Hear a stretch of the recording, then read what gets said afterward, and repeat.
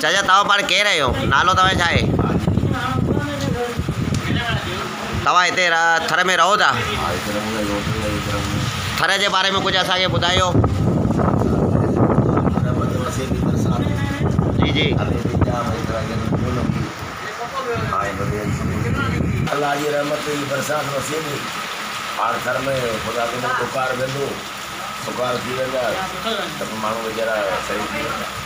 थर में जॾहिं बारिश पवे थी तॾहिं अव्हांखे केतिरी ख़ुशी थिए थी हुनजी? ख़ुशी थी माण्हू नई शादी करे थी जे नई शादी माण्हू करे माना जेतिरी घोट खे ख़ुशी थिए थी एतिरी थरियुनि खे ख़ुशी थिए थी। जी अच्छा उहा ख़ुशी जा थोरो यादि आहे ओ रसरे को हिते जेके माण्हू आहिनि उनजा माल ते गुज़ारा आहिनि ऐं हाणे तमामु बरसाति कुझु लेट त पई आहे पर उन्हनि फसल पोखिया आहिनि। अलाह साईं तव्हां छा लॻे थो हिन बरसाति ते ही जेको फसल आबाद थी वेंदा? अलाह कदो थी वेंदा हिकिड़ी भली बरसाति हले थी। हिन खां अॻु में बारिशूं पयूं आहिनि? कई और खेती गाड़ी की थोड़ी बड़ा यूपी में हा सुठी बरसाति हले थी। जी तव्हांजी उमिरि घणी आहे चाचा? 71 साल 61 साल 71 साल तव्हांजी ॼमार आहे। तव्हां माना वॾी उमिरि जा माण्हू आहियो। हिन थर जे हवाले सां कुझु हिते जेको सकाफ़त जे हवाले सां हिते थरी माण्हू जेके आहिनि उन्हनि जे उथण वेहण जे हवाले सां थोरो ॿुधायो असांखे।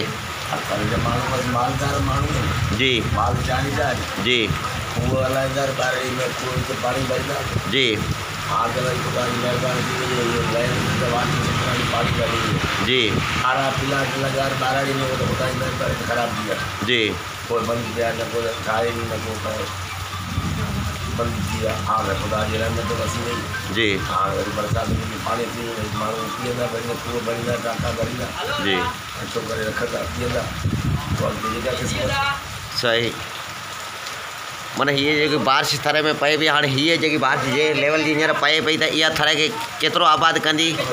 आबादी जा शुरूआत आबादी को कल अॼु पंहिंजा पोखींदा माण्हू जी हाणे बरसाति जी खुदा वसाए घणी वसाए या थोरी वसाए या केतिरी करी त माल केतिरी वसाए जी बरसाति भली थी वञे सही रहमत वारी बरसाति में हवा खे तूफ़ान अॻिते रखण लाइ छा अनाज थींदा ऐं माण्हुनि जा माल चारा थींदा। दोस्तों असीं हींअर थर जे हिकिड़े नंढड़े स्टाफ ते मौजूदु आहियूं ऐं हीअ हिकिड़ी होटल आहे। चाचो हिन होटल जो मालिक आहे जे विजोटो नालो आहे हिन स्टाफ जो विजोटो नालो आहे हिन स्टाफ जो।